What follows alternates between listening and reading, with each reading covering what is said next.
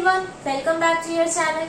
Today we will discuss NEET 2023 questions from physics. Okay? आज हम 2023 के जो नीट एग्जाम हुए हैं उसके जो फिजिक्स के क्वेश्चन है वो डिस्कस करने वाले हैं. पहले वो क्वेश्चन हम स्क्रीन पे देख लेंगे, फिर उसको हम डिस्कस करेंगे. Before starting the video I will request you please like, share and subscribe the channel to get more videos like this. Okay, then let's start the video. Pause the video and read the problem carefully. This is our first problem. Okay, हमने अभी question में देखा कि ये जो logic gate का circuit है वो दिया हुआ है, हमें इसका करेक्ट ट्रूथ टेबल बताना है. तो लेट्स स्टार्ट. कैसे हम ट्रूथ टेबल बनाएंगे? पहला जो इनपुट होता है ट्रूथ टेबल का वो होता है 0 0. राइट, ये वाला नॉट गेट है और ये वाला नैंड गेट है. नॉट गेट में क्या होता है, हमें पता है कि नॉट गेट में होता है अगर हम 0 दे तो पासिंग द नॉट गेट वो 1 बन जाता है. अगर हम 1 पुट करें तो आउटपुट हमें मिलेगा, इनपुट अगर 1 होगा तो आउटपुट हमें 0 मिलेगा. This is for not gate. And for NAND gate ये वाला, फॉर नैंड गेट अगर इनपुट A एंड B है for NAND gate then output क्या होगा. सपोज नैंड गेट में इनपुट जा रहा है A एंड B, तो आउटपुट होगा A इंटू B उसके ऊपर बार. ओके, तो अभी देखते हैं कैसे ये सर्किट से हम आउटपुट निकालते हैं. फर्स्ट हम क्या इनपुट दे रहे हैं, 0 0. A टर्मिनल पे भी 0 दे रहे हैं, B टर्मिनल पे भी 0 दे रहे हैं. ओके, 0 अगर नॉट गेट को पास करेगा तो वो क्या बन जाएगा 1. यहाँ पर भी 1. अब नैंड गेट में 2 1 1 आ रहा है. नैंड गेट का इनपुट है 1 इंटू 1 एंड 1. नैंड गेट कैसे ऑपरेट करता है, A इंटू B उसके ऊपर बार. सो 1 इंटू 1 उसके ऊपर बार. 1 इंटू 1 बूलियन अलजेब्रा में 1. सो 1 बार मतलब 0. Okay, so the output will be 0. अब नेक्स्ट इनपुट क्या होगा, 0 1. तो A में 0 ही जा रहा है, B में 0 के बदले 1 जा रहा है. तो 0 नॉट गेट को पास करके 1 बन जाता है, 1 नॉट गेट को पास करने के बाद 0 बन जाएगा. तो इस नैंड गेट में अब इनपुट आ जाएगा 1 एंड 0. ओके, अब नैंड गेट का इनपुट है 1 एंड 0. तो हम क्या करेंगे, 1 इंटू 0 उसके ऊपर बार. 1 इंटू 0 करने पे बूलियन अलजेब्रा पे हमें मिलता है 0. तो दिस विल बी 0 बार. 0 बार का मतलब क्या होता है 1. So this will be the output. Okay, next input क्या होगा, 1 0. A में 1, B में 0. सो A will be 1 and B will be 0. तो 1 after passing not get it will become 0 and 0 after passing not gate it will become 1. Okay, अब जो input होगा इस NAND gate का वो होगा 0 and 1. ओके, तो 0 and 1 को हमें मल्टीप्लाई करना है. 0 इंटू 1 उसके ऊपर बार. 1 इंटू 0 करने पे हमें बूलियन अलजेब्रा पे 0 मिलता है. 0 बार का आउटपुट हमें 1 ही मिलता है. सो दिस विल बी 1. अब फोर्थ है इनपुट 1 1. A में भी 1, B भी 1 हो जाएगा. 1 अगर नॉट गेट को पास करेगा तो हमें मिल जाएगा 0. तो अभी इनपुट क्या आ जाएगा इस नैंड गेट का, 0 0. 0 इंटू 0 उसके ऊपर बार मतलब 0 बार, that will be 1. So this will be the correct truth table of this Boolean of this logic circuit. Okay, तो अगर किसी भी लॉजिक सर्किट आपको दिया गया है तो आपको इस तरीके से निकालना है.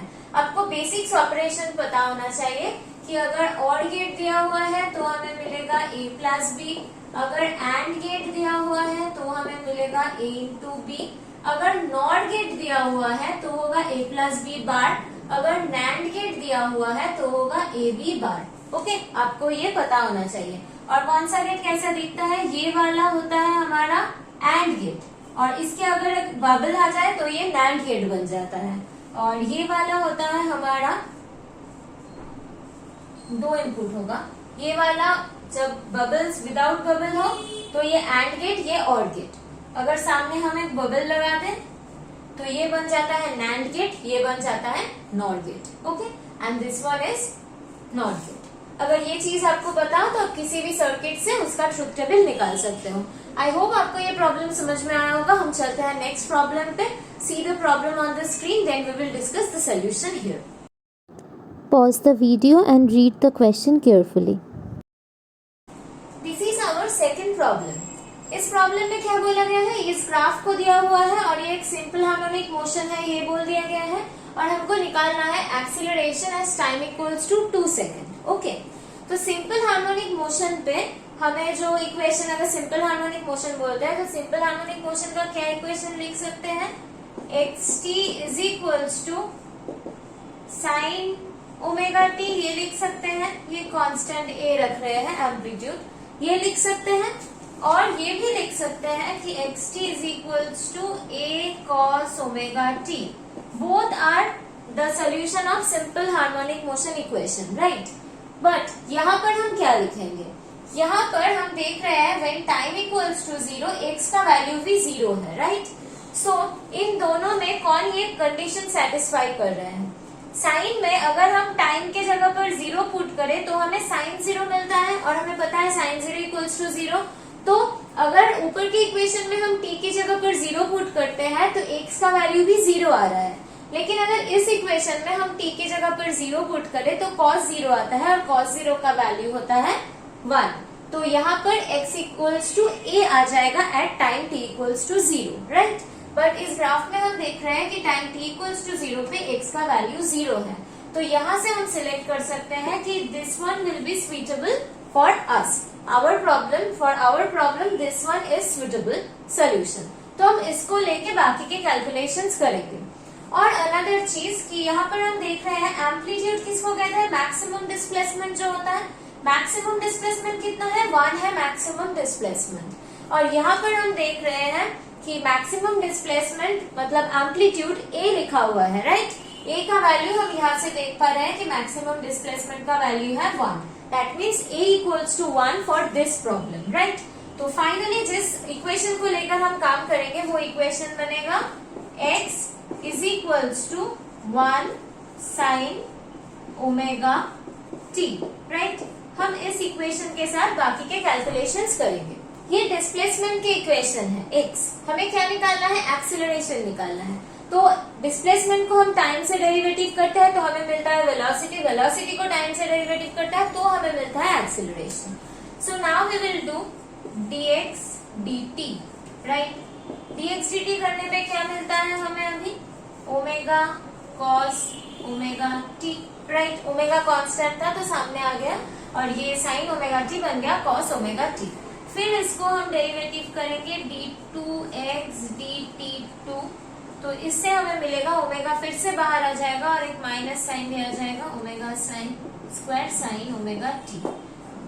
ये तो सबको पता ही है, मैं एज्यूम करके कर रही हूँ कि d d t of sine t is equals to cos t and d d t of cos t is equals to sine t minus sine t. ये वाला सबको पता है. अगर यहाँ पर कोई कांस्टेंट है, राइट, 2, तो ये कांस्टेंट सामने आ जाएगा, right. This is the basic formula of derivative जो हमने यहाँ पर अप्लाई कर दिया है, राइट. तो ये जो हमें मिला है ये होता है acceleration. Double derivative of displacement is known as acceleration. तो हमें एक्सीलरेशन का जो एक्सप्रेशन मिला वो है minus omega square sine omega t. Omega क्या होता है, ओमेगा होता है 2 pi by capital T, where capital T is the time period of the simple harmonic motion. Time period मतलब एक कंप्लीट वेव के लिए, एक कंप्लीट ऑसिलेशन के लिए जितना टाइम हमें लगता है, एक मोशन को जितना टाइम लगता है for one complete oscillation is known as the time period of that motion. तो यहाँ पर एक कंप्लीट ऑसिलेशन होने के लिए 8 सेकेंड वक्त लग रहा है. तो यहाँ से इस पिक्चर से हम कह सकते हैं, इस ग्राफिकल रिप्रेजेंटेशन से, कि इस मोशन का टाइम पीरियड का वैल्यू है 8 सेकेंड, राइट. तो यहाँ पर हम लिख सकते हैं 2 pi by 8. This is the value of omega. So यहाँ से आता है pi by 4. This is the value of omega. तो ये हम यहाँ पर पुट कर सकते हैं कि pi by 4 whole square sine omega t, omega का वैल्यू है π/4 और टाइम हमें किस टाइम की स्पेसिफिक टाइम का एक्सीलरेशन पूछा गया है, t = 2 सेकंड में कितना एक्सीलरेशन है वो पूछा गया है। तो टाइम के जगह पर हम लिखेंगे 2, right. So this will cancel each other. π/2 मतलब 90, sin 90 = 1। सो यहाँ से हमें मिलेगा -π² 16 into 1. So this is the value of the acceleration for time t = 2 second. ये प्रॉब्लम थोड़ा ट्रिकी है, मतलब ये एक्सप्रेशन दिया हुआ होता तो बहुत सिंपल हो जाता, लेकिन ये एक्सप्रेशन हमें दिया हुआ नहीं है, हमें खुद से निकालना है। हम कॉस को नहीं ले सकते क्योंकि ये कंडीशन सेटिस्फाई नहीं हो रहा है। टाइम t = 0, x = 0 होना है, जो बिल्कुल ये साइन सेटिस्फाई कर रहा है। और इस ग्राफ से हमें एम्पलीट्यूड का वैल्यू a का वैल्यू 1 निकालना था और टाइम पीरियड का वैल्यू 8 सेकेंड निकाल के उससे ओमेगा का वैल्यू निकालना है। ये सारी चीज अगर हमें कंसेप्चुअली क्लियर है तो ये प्रॉब्लम बहुत ही सिंपल है। आई होप आपको ये समझ में आ गया होगा। Thank you everyone for watching the video. Please like, share and subscribe the channel. We will meet soon in the next video. Thank you everyone.